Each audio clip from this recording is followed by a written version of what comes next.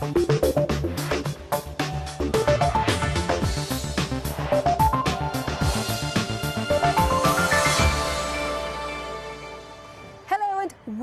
to the programme. I'm Nima Abu Dhabi. This weekend, Muslims the world over are celebrating Eid al Adha, or the festival of sacrifice. And to mark the occasion, we're exploring the Sheikh Zayed Grand Mosque in Abu Dhabi. Also coming up this week, changes at the top of Dubai's major financial institutions. Will they bolster global confidence in the debt-laden emirate? And better than bringing in a suitcase of cash, Iraq gets access to the global foreign exchange system.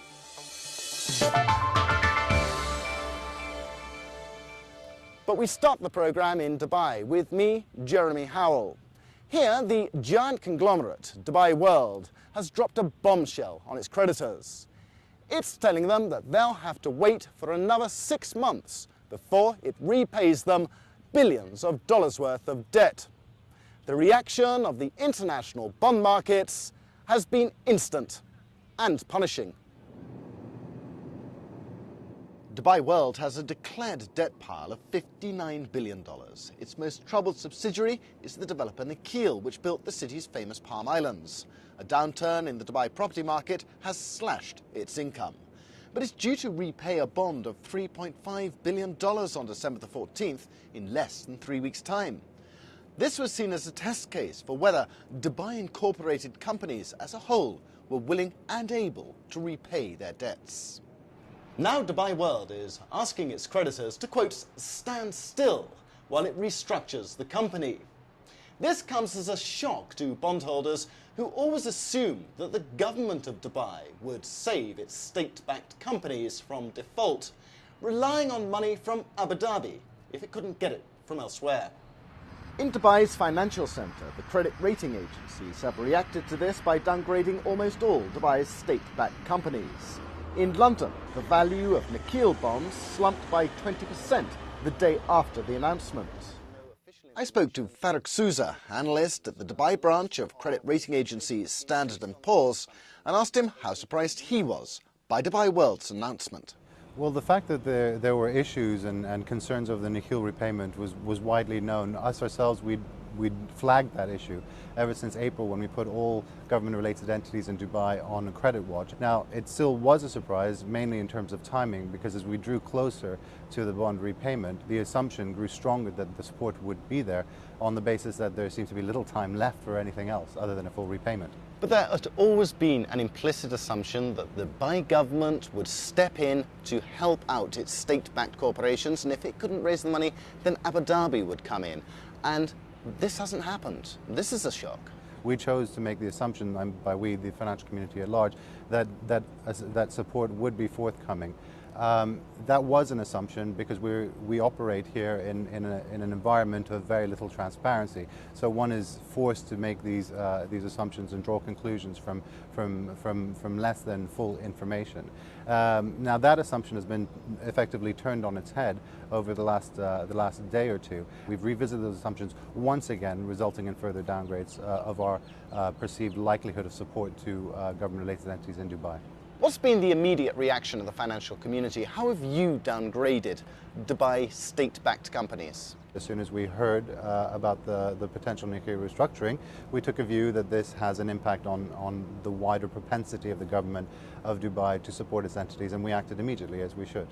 How does this change people's confidence in lending money to Dubai Inc. companies? Will they ever lend money to them again? Going forward, what will be really important is to improve transparency, because that's really been the key.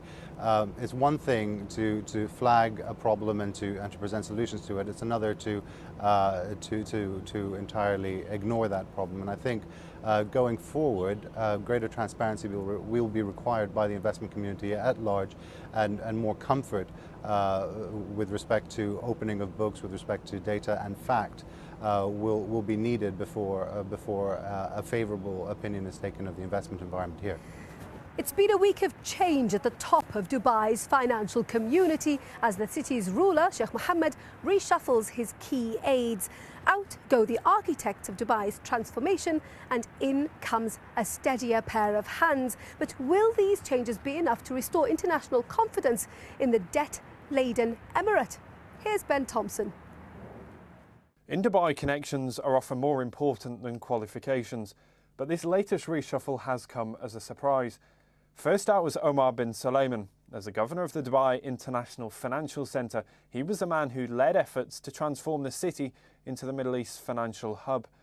He'll be replaced by Ahmed Al-Tayyer. The 59-year-old served as the country's finance minister for 14 years. He's also the chairman of the country's largest bank. Experts say he brings both experience and a steady hand. But the changes didn't end there. 3 of Dubai's key architects were also removed from the board of Dubai's main holding company, the ICD. Out went Mohammed Al-Gagawi, the chairman of Dubai Holding, which includes local developers Dubai Properties, Tatweer and Sama Dubai. Also out was Sultan bin Sulayman, the chairman of Dubai World, the firm that's just asked for that lifeline to repay its debts. And with them went Mohammed Ali Alabar, the chairman of Amar, the firm that's building the world's tallest tower. They'll be replaced on the board of the ICD by Sheikh Mohammed himself, his sons and Ibrahim Al-Shabani, the head of the city's court system.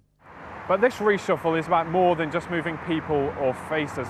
This is about sending a message to the rest of the world that Dubai is putting its financial affairs in order. The 4 ousted men were key architects of Dubai's rapid transformation, building everything from metros and roads to tall buildings and tourist developments. But that has come at a price. Dubai is now more than $80 billion in debt, and that's made many foreign institutions reluctant to lend money to the city. And so this move could be designed to restore some much-needed confidence in the city and could also mark a return to a more careful, more cautious Dubai. And that's likely to please Dubai's neighbour Abu Dhabi. It's already bailed out Dubai to the tune of $10 billion. And many say the appointment of the known and trusted Mr. Al-Tayyer is a message to Abu Dhabi that Dubai has learnt its lesson. But of course, government and corporate reshuffles are nothing new. So how much can we really infer from the reshuffle? Any major economic adjustment, financial, political adjustment, in both the public sector and the private sector, requires a change at the helm. Sometimes that change is needed not necessarily because it is required to affect the day-to-day operations of the program or the vision of a company or a government, but it is required to send the signal of renewal, of energy, of vibrancy to markets. We see it all the time in Fortune 500 companies. The team that leads the recovery, that leads the readjustment, tends to be a new team. Yet the task ahead is a big one. Dubai's debts are mounting and the repayment deadlines are looming. And so as the new men settle into their new jobs, what's top of the to-do list? My opinion would be communication with investors, communication to the rest of the world. I think there has to be a view expressed that investors and the leadership in Dubai are on the same page. Basically, you recognize the risk. You recognize why the risk is there and how it has to be addressed. And then I think after that is really the implementation aspect of it. You know, you've got the story out there, and now you've got to implement that story, and also communicate while you're doing that, that it's going to take a while. And whilst this is just the first step, it is a step in the right direction on what could be a long and painful road to recovery. And now, no visit to the Sheikh Zayed Grand Mosque would be complete without a look inside. This beautiful mosque is home to a number of world records, including the world's biggest carpet, which was woven as one piece by 2,000 women. And it took them nearly 2 years to finish it. Atif al-Bastaki, who trains up Emiratis to be guides, took us on a tour. This is the main prayer hall, and it takes approximately 7,000 worshippers. And we're standing right now underneath the biggest chandelier in the world, and we're standing on the biggest carpet in the world, one piece. If you look around the mosque itself, it's very unique. As you see the Qibla wall. And just explain what you mean by Qibla. Yes, Qibla is the direction where all Muslims, wherever they're at, all around the world, they face towards the direction of Mecca. So each Muslim, when he wants to start praying, he faces towards Mecca. And if you see that a very unique, wavy, goldish color, this is the niche. The niche is where the imam or the leader of the prayer stands and leads the prayer. The pulpit, he stands there and start giving lecture on Friday prayer. Also on Eid prayer as well. Now, in the few minutes I've been here, I've seen people from all over the world. Yes. So who actually guides these people? We call them culture tour guide, and we're proudly to say this, that they're all UAE national guiding at the mosque. And this is the strategy of Abu Dhabi Tourism Authority, that they wanted to develop UAE national. So we started with the Sheikh Zayed Mosque, and the future plan will be to have them work at the Guggenheims, at the Louvre, and other museums and other projects that the Abu Dhabi is looking forward to have it. Now, how difficult has it been getting women tour guides? And I mean Emirati women specifically. We see a young woman giving a talk right here to many foreigners. Yes. Have their families been happy about this? Has it been a challenge? It was in the beginning. It was a challenge for us, for the Emiratis, to be a part of this. But then once they realized that what they're doing, it's not just benefiting them, it's also benefiting the foreigners that they're coming to the mosque. Is there any concern that with young Emiratis mixing with so many foreign nationals and being asked sometimes awkward questions, that, you know, your traditions are going to be questioned as well? I believe that everybody have a question, regardless their nationality, and some of the questions are very unique. Some of the questions are, they want to learn more. So it is our job to answer them. Every day we learn something new about our culture, things that we didn't know about it. So even for me, I go around and I ask, like for example, why do you wear the agal? I didn't know that back in the days they used to travel on camels. So if they lost their camel, you die in the desert. So they used to take the agal and wrap it around the feet so that they won't lose the camels.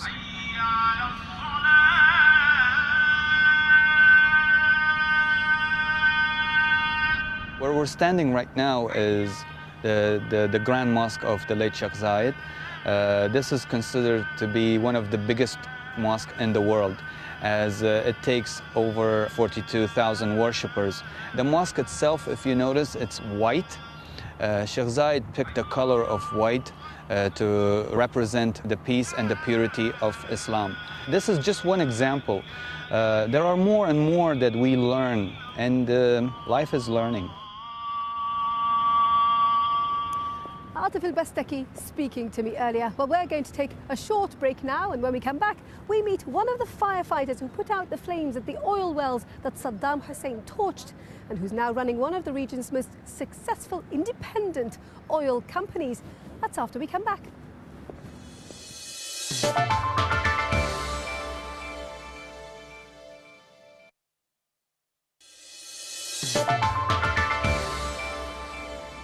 Welcome back to the programme. I'm Nima Abu Dhabi, and you join us at the Sheikh Zayed Grand Mosque in Abu Dhabi. This week, Iraq's backward banks took a leap towards globalisation. They're now connected to the international foreign exchange system. Iraqi banks haven't changed from the days of Saddam Hussein. Everything is done in cash and recorded in paper ledgers. Up until now, the only way banks could get foreign currency was if someone flew in with it in a suitcase. The Trade Bank of Iraq is to become the first bank in the country to buy into an electronic trading system. Earlier this week, I spoke to its general manager, Hussein al-Uzri, and asked him how exactly it'll help the bank's business. When we have a deal in foreign exchange, we will be able to get multiple quotes and decide exactly the time and place to how to conduct the deal. This will help us to get better rates for our clients. So this is one way of getting better deals for our customers. And how were transactions carried out before? If I was sitting in the dealing room, working at the bank, can you tell me what I'd see, what I'd have to do to actually be able to work? Well, for one thing, it will be very loud and multiple phones, and the whole bank would know that there is a deal coming through. But by the time they agree on a deal, probably, of course, the prices would have changed, and many times we would miss the best opportunities to make the deal. So why is it that this foreign exchange system has only been adopted now in Iraq and only by you? Well, that's a good question in the sense that it's nothing new. Most banks in the region and worldwide, they have such services. Really, it comes up to the priorities of the banks there. Banks in Iraq in general, we need to reintegrate Iraq as a general with the banking community as a whole. Pre-2003, as you know, because of the sanctions, because of the wars, the banking community was really isolated from now from 2003 it started really to integrate again into the banking community. So now that you've got this new system, how much more business can you do? Well, this will open a new services and new products for us. Most, I would say, the Iraqi capital is outside Iraq using foreign banks. I'm talking the private sector. And many of the services that are being done by these foreign banks. As we are increasing our services, and we're actually are attracting these Iraqi capital back into the country. Last year, we did about $1.5 billion of private sector letters of credit, for example. This year, I'm hoping to exceed $2.5 billion. And this is all private sector business. Sarah Akbar is one of a few female oil and gas executives in the Middle East. She runs Kuwait Energy, an independent production and exploration company with plans to go public and list its shares in Kuwait and London next year. Malcolm Borthwick went to Kuwait to meet her. The first well we extinguished as the Kuwaiti firefighting team. We had to do that when nobody was watching because we really were not so sure of our own success. And we decided to do it far away when nobody was looking. And it was at night. And we put it off. It was midnight. And it became totally dark after that. So we had to bring lights and work on controlling the well. And we did it by the morning. When we started, we had something like 737 wells on fire or damaged, flowing oil or whatever. It took a lot of effort and time and man and machine to control this environmental economic disaster. It was around clock kind of work for the whole 7 months. And I think even after that it never stopped because we had to do this rehabilitation work and we had to get back production online and building the infrastructure again. And so I think for about 2.5 years it was continuous, endless work. So when, Ibrahim, we're going to get something on Abu Sinan? I never thought I'll end up running an oil and gas company, but what I learned being an engineer is always very flexible and practical. So if you go in your path and you are faced with a problem, you try to overcome this problem and move forward. If you can't, you move sideways. And that's what I did, I moved through the ranks, I moved through the systems until I became a manager, and I achieved what I wanted in the public sector. And then I saw this glass ceiling. I couldn't go through this glass ceiling, so I moved sideways, and I created this company with my friends and investors, and we moved forward. The whole idea behind Kuwait Energy is that we recognize the gap that existed in this market. And the gap is that actually there is no independent oil and gas business here. If you see the reality over the last 40 years, many of the major finds in the world have been made by the independents, not the majors or the national companies. So there's a huge role for these independents to play, and I think it's about time for the independents to start in this region. And this is the reason why we started Kuwait Energy in 2005. Well, we have operations in Russia, in Ukraine, in Egypt, in Yemen, in Oman, in Pakistan. So the bottom line here is media has a huge role to play. And you, as students of media, have a big role to focus, bring attention to those role models that we have to find in our society, in every aspect of our society. I think every woman is responsible, especially those who achieved something and they have to demonstrate to the rest that this is achievable. It's part of our job, role in life to inspire others, push them and support them. So I take this very seriously and I make sure that, I communicate a lot, I give lectures, I participate in conferences, go to schools. I think it's a very important piece of my job. I think it's important for any woman to be successful is to have complete support from her husband, from her family, because like I said, if you want to dedicate time to your job and you want to travel and you want to work extended hours, then the only way, if you are a mother, is for to share responsibilities with your extended family. Otherwise, you'll be always thinking about the children, about the house, about the family, and you cannot focus your attention on the job you're doing. Sarah Akbar speaking to Malcolm Borthwick there. Well, our time's very nearly up for this week. I do hope you've enjoyed the programme. But before we go, let's see how the region's main market finished the week. And remember, we'd love to hear from you if you have any questions about the programme or ideas about stories we should be doing where you're living. The address is middleeastbiz@bbc.co.uk. Now, next week, we're back in Kuwait, where they're debating to abolish a system that's been likened to slavery. It's the kafil system, or system of sponsorship, which ties foreign workers to their employers. So until then, from me, Nima Abu Dhabi, and the rest of the team, thank you for watching. Bye-bye.